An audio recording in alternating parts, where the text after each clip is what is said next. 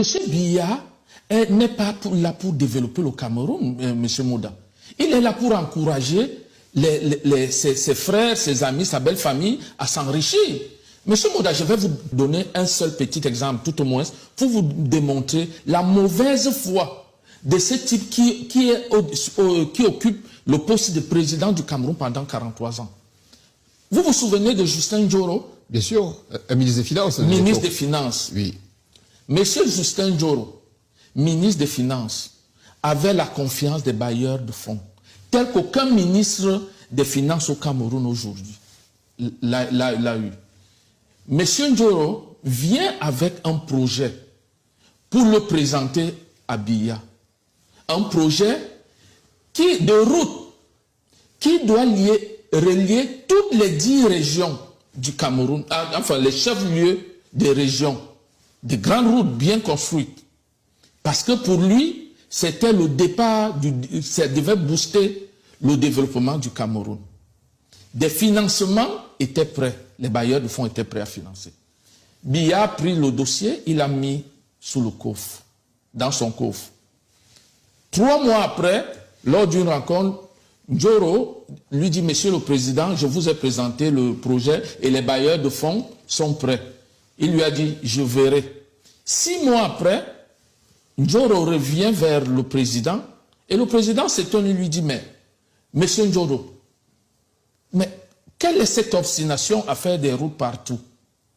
Vous voulez que des mercenaires, le jour où ils en auront marre de moi, des gens s'organisent et arrivent à Yaoundé en 24 heures pour me chasser du pouvoir? C'est ça votre projet?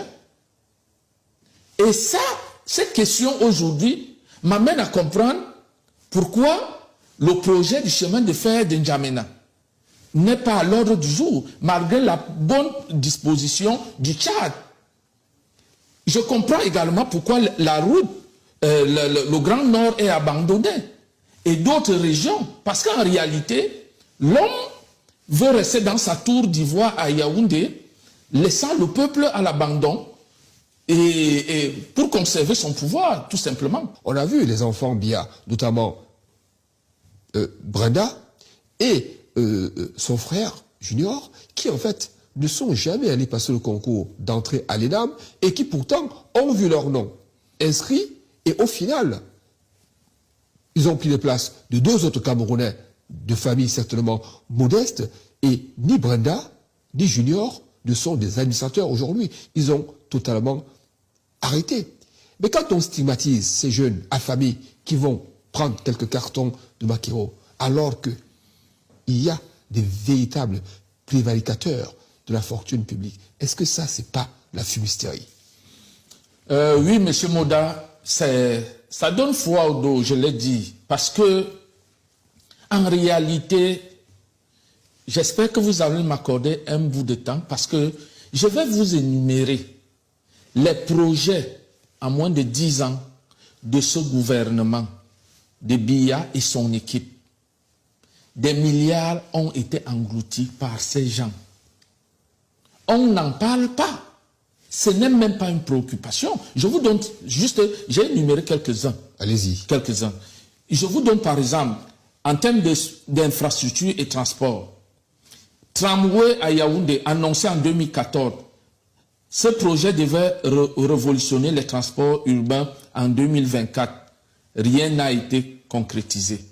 2. Rénovation de l'aéroport de Douala. Un budget de 153 milliards de francs CFA avait été alloué en 2012. Aujourd'hui, les travaux n'ont pas débuté, mais l'argent a disparu. Aéroport de Kribi, promis en 2014. Ce projet reste dans les cartons. Extension du chemin de fer vers le Tchad, annoncé en 2014. Cette infrastructure stratégique n'a pas été réalisée. Énergie et environnement. 35 MW d'énergie solaire, et Néo devait installer ses capacités dans les régions septentrionales d'ici 2019. En 2024, rien n'a été fait. Projet éolien sur le mont Bamboutos, annoncé en 2015, ce projet n'a pas abouti. Production d'électricité à Edea, un consortium norvégien devait produire entre 150 et 300 MW en 2015. Aucune réalisation à ce jour. Agriculture et agro-industrie. Culture des arbres fruitiers. Un projet de 178,5 milliards de francs CFA lancé en 2015 n'a pas été mis en œuvre. L'argent a disparu. Industrialisation du manioc. 21 milliards 300 millions de francs CFA étaient prévus en 2015 pour développer cette filière. Rien n'a été fait.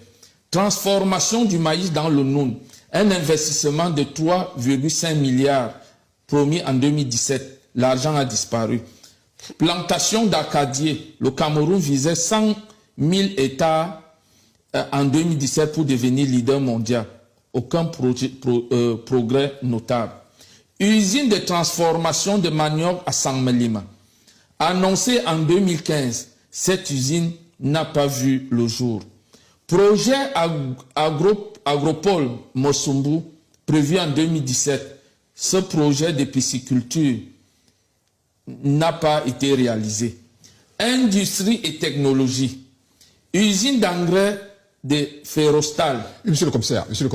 Des villes mortes, vous en avez connu à votre époque d'ailleurs. Vous avez peut-être également réprimandé quelques-unes. Mais aujourd'hui, ce phénomène, ce qui se passe, est-ce un plébiscite, est-ce une manière de dire que Issa Chiroma est véritablement le vainqueur de cette élection? Merci M. Moda, merci à M. Dupont.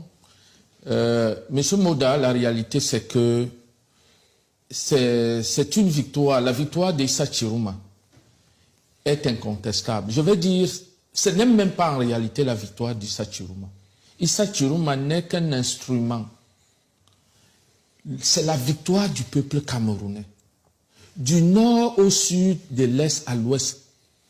Je précise que le sud, qui est le bastion, tout au moins la région d'origine du président de la République sortant, Paul Biya, a connu, Issa Chiroma a fait un très grand score. Et il a même battu le candidat Biya à des points stratégiques.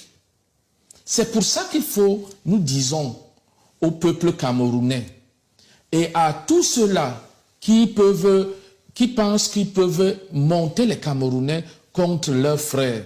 En réalité, les populations du Sud, par ce vote, ont émis un cri d'alarme, d'alerte, pour dire au monde entier qu'ils sont depuis longtemps pris en otage par l'élite, qui a toujours su, à chaque fois qu'il vote contre Biya, l'élite a toujours su bourrer les urnes ou tricher avec les PV. Mais cette fois-ci, ces gens n'avaient pas prévu la génération Z, avec la génération Android et autres.